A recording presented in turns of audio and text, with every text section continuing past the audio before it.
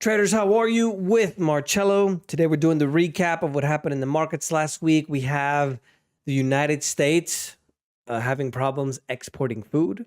We have the government of the United States testing the new programmable dollar, which is the new digital dollar. And we also have Elon Musk talking about this huge object that he's continuing to see in the cameras at SpaceX.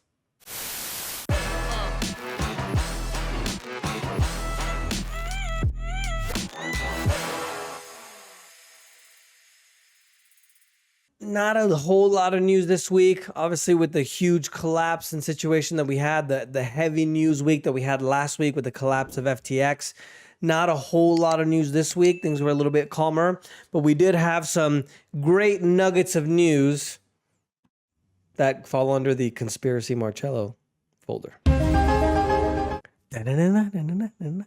Overall for the week, markets in the US and Canada were mostly negative. The Dow was negative 0.006%. The others were 1, 2, a little bit lower. In overseas market news, UK stock market has lost its position as the most valued stock market in Europe. This has to do with the devaluation of the pound, which is the currency in the UK. And also the surging sales at the French luxury goods maker called LVMH. That's what I think it's the third or fourth richest guy in the world that founded that.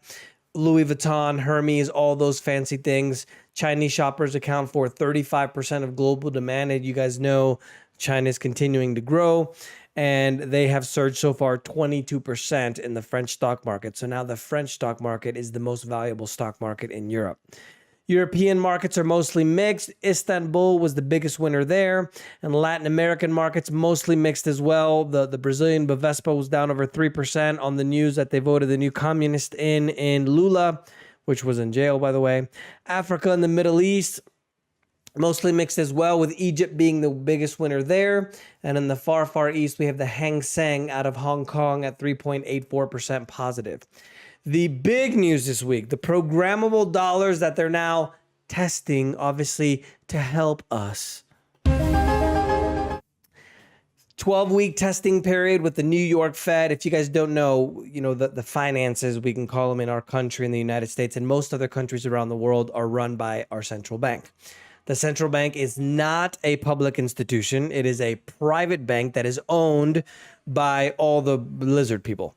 So they have different offices, and the New York Fed, which is one of the offices of the central bank of the United States, where supposedly all the gold is. A lot of conspiracies this week, so you're gonna have to sit down and manage with me, all right? So the office of the central bank of New York, which is the New York Fed, and 12 banking giants are launching a digital dollar test. Now listen to how amazing this is gonna be. They're gonna be able to issue you money that's going to expire, so you have to go out and spend it, right? You can't save. Wouldn't want that. They're going to be able to stop you from buying something. Oh, well, you had your allotment of meat this week, using too much carbon, right? So that's definitely coming. And in other news that I put in the political section, the nations of G20s are pushing the thing in your arm passports. I don't want to say the name because I don't want to get this account banned, just like the last one that they took down. But they want to put in basically health passports to, quote, facilitate future international travel. Remember when they were telling us that was just a conspiracy theory? The future's amazing. Remember, preppers were right. So that's going to be very bad for all of us. I don't know how fast this is going to happen, but this is why I love, for example, gold and silver, because my silver is buried somewhere and they can't program it for me when I want to spend it. There's been $3.7 billion in cryptos that have been removed from exchanges last week.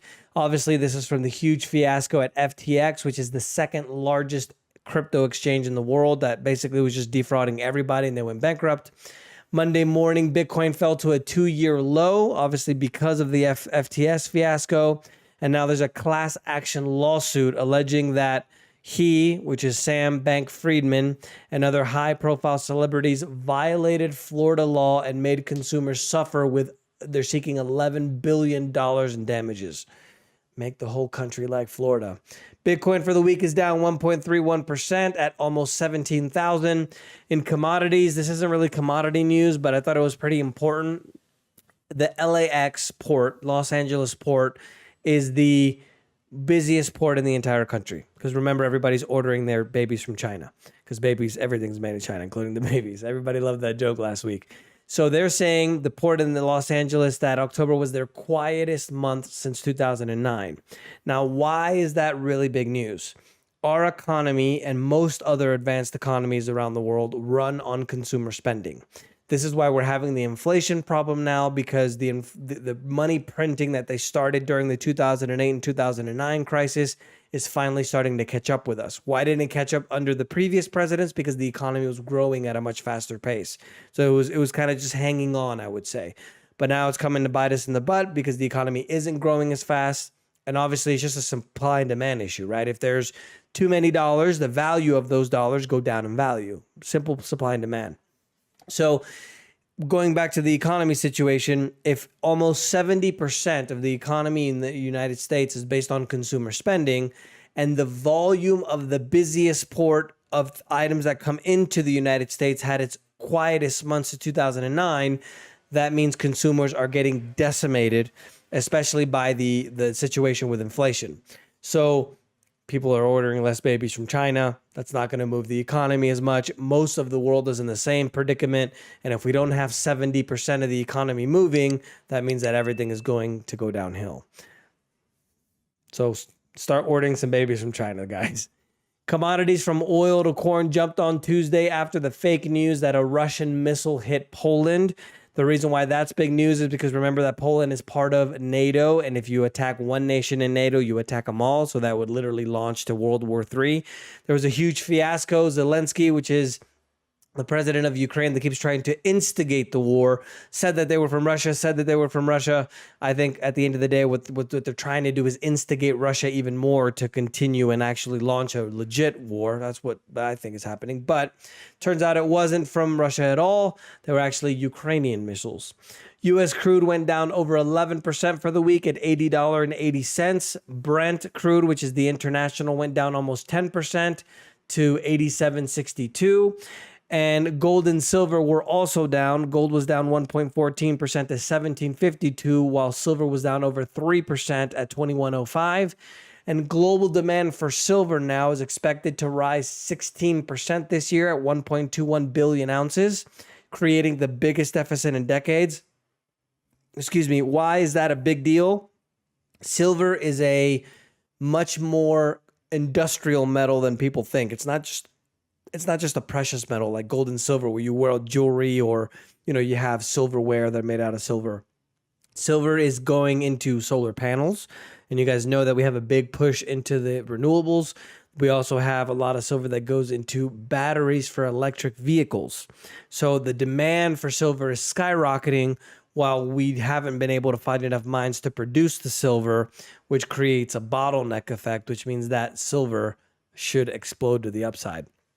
The Silver Institute predicted that the deficit is going to be at 149 million ounces this year compared to last year, which is just 48 million. So it's literally the deficit is going to go up by 4 times. So eventually the move in silver is going to occur. That's why you guys that have been following me for a while know that I love trading the silver and the silver miners, swing trading more longer term. Financial and banking news, the Japan CPI hit 3.6% in October on an annualized basis, higher than expectations, and its quickest pace of increase since February 1982. So, no big difference in news there. Obviously, everybody's having the problem with inflation. And the UK Finance Minister, Hunt, is planning on taxing windfall tax and oil on gas firms. Amazing how they create the problems just to go ahead and solve them for them to get more money, right? So they in my view, we instigated this war with Russia. They went into Ukraine. We sanctioned all the things from Russia when in reality everybody needs their oil and gas, so they're actually doing better than before. And now because oil has gone up by so much, now we should tax the oil companies and give more money to the government. You see how it works? In political news, the G20, as I mentioned to you guys before, is pushing we'll call them health passports to facilitate future international travel. So if you thought that was a conspiracy, it's not a conspiracy anymore. Preppers were right. Trump is, I should have said Orange Man, because if I say that now, I'm going to be put on some list. But Orange Man has decided to go into the running to be the Republican nominee for the next president. If he does win, he's going to be only the second president to win in 2 non-consecutive terms. Republicans also secured a majority in the House of Representatives when they got 118th seat. Hopefully they can put an end to all this spending so we can get this inflation under control. And Speaker of the U.S. House, Republican Nancy Pelosi, which is the third in line to the presidency, is saying that she's going to leave her leadership of the Democratic Party. She was basically the leader of the House of Representatives, which is why she's finally stepping down. She has been in the leadership position for the last 2 decades. Economic news, the weekless jobless claims have reduced to 222,000 and went down by 4,000 last week, which was less than expectations. And the housing market is absolutely getting butchered due to the high mortgage rates and also the high prices that continue to push buyers out. The National Association of Realtors is saying that this is the 9th consecutive month where home sales have gone down. Existing home sales have declined by 5.9% in September and have been down over 28% from a year ago. In corporate news, Target has gone down by over 13% after they reported an absolute crash of 50% of the quarter 3 profit.